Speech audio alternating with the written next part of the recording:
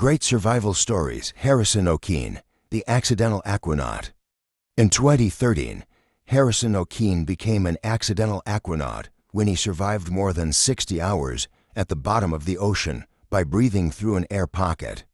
In 2013, the 29-year-old Nigerian cook was working on board a tugboat when it capsized in heavy seas. The 12-man crew was there to stabilize an oil tanker at a platform in the Atlantic Ocean.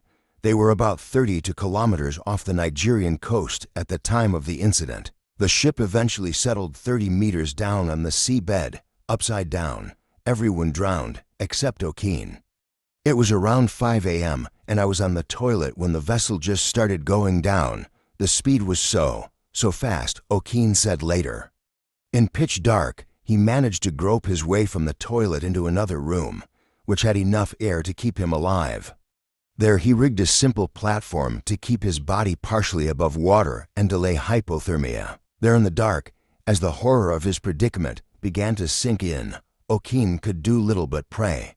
All around me was just black and noisy. I was crying and calling on Jesus to rescue me. I prayed so hard. I was so hungry and thirsty and cold, and I was just praying to see some kind of light. He was wearing just his underpants, stuck in an air bubble a little more than a meter thick, alone, and partly immersed in cool water. After almost 2.5 days, seemingly beyond help at the bottom of the ocean, Okene's prayers were answered when he spotted a light. A team of South African divers had come to inspect the vessel and retrieve the bodies. Okene gently reached his hand out to touch a diver's arm. So as not to spook him, Okene then withdrew his arm and waved. A recovery camera caught the diver's shocked reaction at seeing a man alive. It was as if he'd seen a ghost. The moment comes at 50 in the video below. How it wasn't full of water is anyone's guess, said one of the rescue team. I would say someone was looking after him. The next challenge was getting Okene safely to the surface.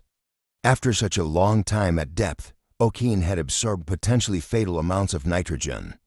Bringing him suddenly to the surface would induce a deadly attack of the bends. The team needed to skillfully readjust the gas levels in Okene's body. They suited Okene with a diving helmet and guided him to a diving bell, designed to maintain internal pressure. Okene lost consciousness during the transfer but managed to survive. The bell then brought him safely to the surface, where he spent 2 days in a decompression chamber. He suffered from peeling skin, recurring nightmares, and insatiable hunger, but was otherwise in good health. Okene had assumed that all the other 11 crew made it safely to the surface when the boat went down while he alone sank to the bottom. It wasn't until later that he learned that he was the sole survivor. All the bodies of his companions were recovered except one, who was never found. Although Okene swore never again to go near the ocean, he became a certified commercial diver in 2015. The rescue diver who discovered him at the bottom of the ocean presented him with his diploma.